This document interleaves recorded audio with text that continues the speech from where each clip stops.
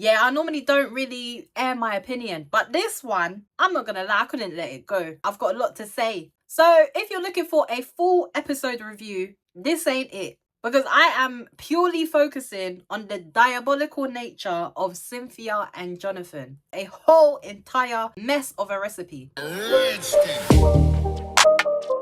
If you don't know the backstory between these two, small recap. Cynthia was originally locked in with a gent called Maddie. However, after explaining to Maddie that she had the tendency to be possessive, Maddie was like, yeah, nasa. At the same time, she's also building a connection with Jonathan. So they're talking about birth control, faith, some finances. But then Sophia, hey, her name sounds so similar to my sister-in-law. But then Cynthia says to Jonathan, oh, I don't think I've told you where I'm from. To which he responds, it's funny, we never really discussed it. But then he says, and you'll understand why this becomes kind of humorous later. But he's like, actually, I don't care. Because like I told you, whoever you are, when I see you, it won't matter at all. And matter, it did. So anyway, fast forward. In the proposal pod, Jonathan gives Cynthia his grandmother's bracelet his mother also wore. He's now, offering this to Cynthia, the lady that he has never seen with his physical eyes in his life. Anyway, like they said, love is blind, isn't it? But apparently, so are certain faculties of one's brain. Like most people on these shows, he reads a wonderful speech before he proposes. She says yes, and then he repeats himself. I'll say this again. No matter what you look like, you'll be the one. He was definitely eating those words. After the proposal, Cynthia then says, I have one physical preference, just one. It's something that scares me, but if I say it now, it will say a lot about me, so I can't really tell you. Anyway, she's like, you'll understand when we meet. Now, I don't know about you guys, but I'd rather get the worst of the worst out the way. Don't get me wrong, it doesn't need to be the immediate first conversation, but it should be in there quite early on before you start falling head over heels. At least I want you to be able to make an informed decision, isn't it? Because ultimately, if it is something that bothers you, just because I am delaying the time isn't going to prevent the reaction that you have when you discover it. You know what I mean? I just feel like it's just an easier... Anyway, who am I? So we get to the point where it's time for them to meet. And we all know what that looks like on Love is Blind, right? They're getting their sort of final thoughts before they get together. And Cynthia then reveals that she is 6 foot. Now, 6 foot is not a common height for most women. A lot of men don't reach 6 foot. So when you're a lady and you reach 6 foot, you're going to stand out. Obviously, loving people for who they are, not how they look, etc. But when it comes down to it, everybody has their preferences. We all like what we like. And at the end of the day, on the receiving end, you want to be with somebody who is attracted to you. Is it just like basic math, or am I missing something? And then anyway, even while Cynthia has exposed her height or what have you, Jonathan is also behind his petition wall. Is reaffirming again that honestly, there's nothing in her looks that could put me off. I want to spend the rest of my life with her. So then the petition walls open. I said petition. Is it not partition?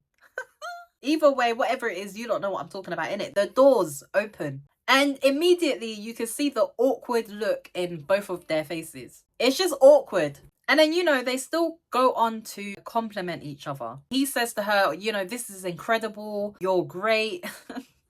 Oh dear. He compliments her. I didn't expect her to be so beautiful in person. Cynthia is a beautiful woman. When I saw her, I was like, okay, girl.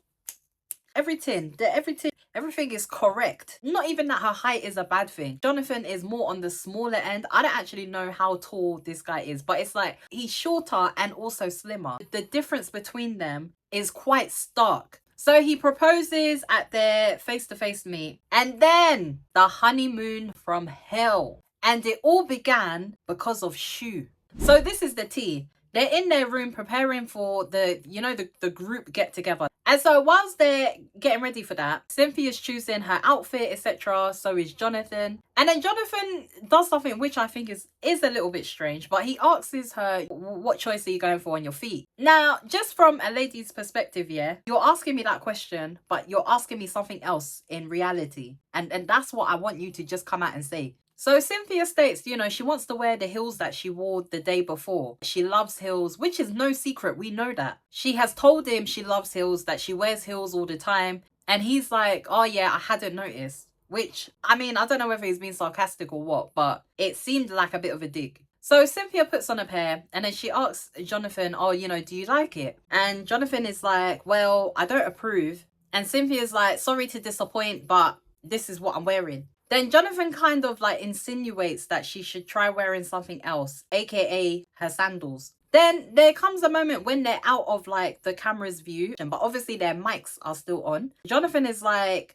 I'm begging you, please don't wear those heels because I'm gonna get roasted when they see the difference in our height. And then he proceeds to say to her, like, I think you're taking it too far. I don't understand what he meant by that. Too far, like how? Because before she met you, she was in these heels. Then they take their conversation outside and the argument kind of continues. So Cynthia brings up to Jonathan's attention and is like, you said that this wasn't going to be a problem. Because as far as she's concerned, the height difference doesn't bother her to the extent that it seems to be bothering Jonathan. It seems that his issue is with the opinions that other people are going to have about the appearance of them as a couple.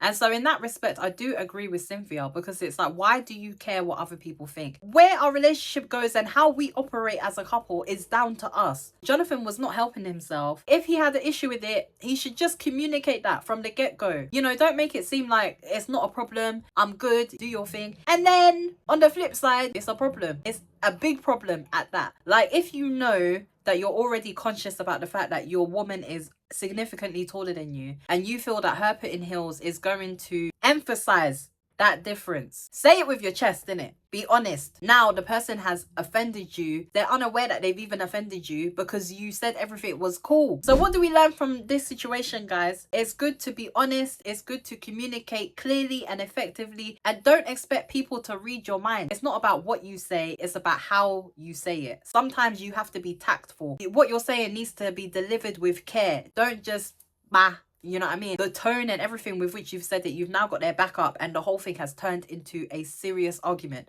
That's not what we're going for. The resolve should be at the forefront of your mind, even before you come and open your mouth. You should be able to be transparent and be honest with the person that you are with, especially with the person that you intend to marry. Because if we cannot cross these type of hurdles at this stage in our relationship, what hope is there when we get married? Marriage brings out the parts of us. It highlights the flaws that need to be worked on. Be open, be honest, and also be secure in who you are. You know what I mean? I'm not going to go into it too much, but there were areas where Cynthia was like, she would kind of talk down on Jonathan. I noticed there was a moment where they were at dinner and I just felt like her tone and what she was saying, it was actually quite condescending, and ultimately nobody wants to be disrespected. Anyway, we saw how things ended for them, isn't it? Not particularly good. Their situation just went from worse to worse, and that's the other thing. We cannot just sweep things under the rug. If you don't deal with it properly, it's going to crawl back up on you at some point. As much as these shows are entertaining, there's a lot of lessons that we can learn from them. Having respect for one another, watching and being mindful of the way that you communicate and talk to the person that you're with. My perspective is, how can I make this person's life better? Because the last thing that I want to do is bring stress or drama. At the same time, I also don't want anyone bringing stress or drama into my life, which is why I'm able to offer exactly what I'm after. Always aim to bring out the best in other people. It's a bright new day. You're here with your girl, Miss Annie J. I'm gonna give them what they want cause I came to slay. And nothing's ever gonna take my joy away. I'm about that life.